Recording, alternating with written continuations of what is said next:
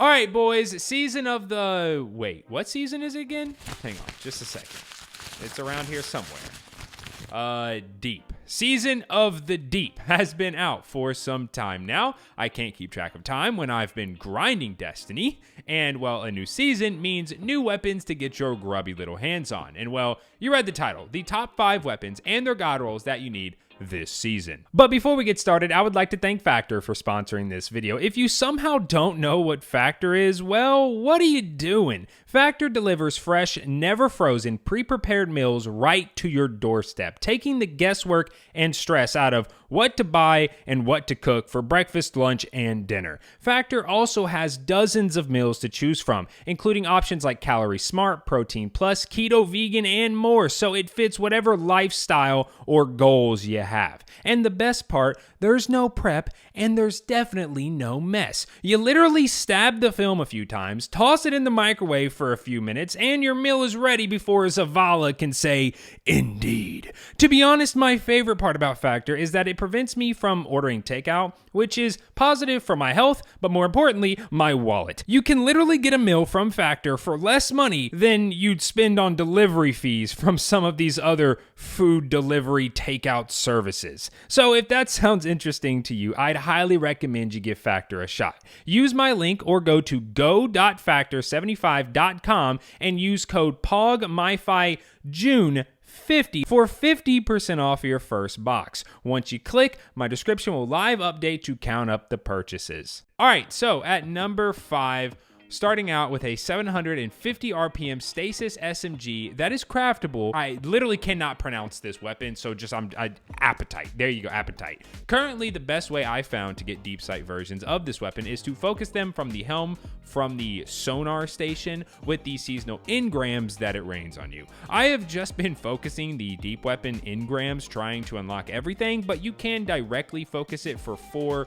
sonar engrams once you have the deep weapon focusing upgrade in the seasonal bonuses part of the seasonal challenges, if you want the SMG and nothing else from the season. There is also an upgrade called Deep Sight Salvaging that once you defeat each of the bosses from the salvage activities, the first weapon you focus each week will be guaranteed to be a deep sight version of it. I've also had the weapon drop from the salvage activities, but the drop rate for deep sights didn't seem that good when I was running it. Now, getting into the perks, and you all know that I'm a psycho who enjoys straight range, so I'm personally going with full bore in the barrel column. But if you're having issues controlling the recoil, you can never go wrong with something like arrowhead break. Then ricochet rounds for the mag column. I mean, what else is there really to take here? And then for columns 3 and 4, first in column 3, Envious Assassin. We all know what that does. Defeating targets with other weapons before drawing. This one transfers ammo into the mag from reserves and can overflow the mag up to 150%. Since I personally like to pair that perk with a wave grenade launcher. And then Frenzy in column 4, being in combat for 12 seconds, gives you a 15% damage increase, 100 to handling, and 100 to reload for the almost constant max reload and 15% damage increase. And then for your masterwork, well, you're just gonna want range, so just go with range. Now, I'll be honest, I haven't always been the biggest fan of auto rifles, but this next weapon might be one of my new favorites this season. We have the old Sterling, a 600 RPM Strand auto rifle, which I've been using with the seasonal artifact mod called Strand Soldier, which gives your Strand weapons unraveling rounds whenever you gain woven mail. Not only does the artifact make this weapon insanely good, it also, as far as I can remember, is one of the only non-Vault of Glass weapons to have rewind rounds. Rewind rounds. There we go. Unfortunately, this weapon is a world drop, so there isn't really a good way to focus farm it as far as I can tell, so it's going to be up to the RNG gods on if you get a good roll or not. So now getting into the perks, you're going to want Arrowhead Break again in column 1 and Accurized Rounds in column 2. But I would personally take whatever you can get in those 2 columns if the perks in the next few columns, 3 and 4, are good. In column 3, like I was talking about earlier, you're going to want Wee Wow Wows.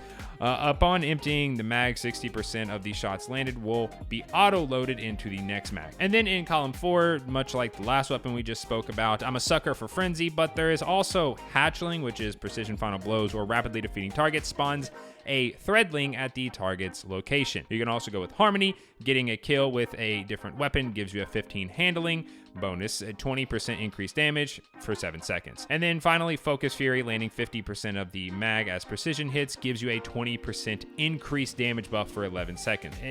But yeah, you can't really go wrong with any of those perks. I'd personally take either Reload or Range for the Masterwork, but since it's a random world drop, whatever you can get as long as you have good column 3 and 4 perks. Now, you might have heard of or seen this next weapon. We have the Last Wish rocket launcher called the Apex Predator. And I'm not joking when I say this might be the best rocket launcher that we have ever gotten in Destiny 2. This rocket went from one of the worst weapons in the game to what I personally think is the best rocket right now, and the fact that it is craftable makes it perfect for this list. Currently, if Last Wish is the farmable raid, you can do it as much as you want to keep getting drops. And there have been people posting on LFG and the Destiny Companion 24/7 looking for groups to Cali farm, which is the first boss in the raid and very, very easy. If it isn't currently the farmable raid, then you can pick up a quest from Hawthorne, the clan person at the tower, which has you go and do a full clear of Last Wish. Then completing it lets you buy a guaranteed red border from Hawthorne for 20 spoils. Note, I don't know if it's going to be like this every week, but currently the deep sight weapon you buy gives you progress for 2 instead of 1. So just a little side note.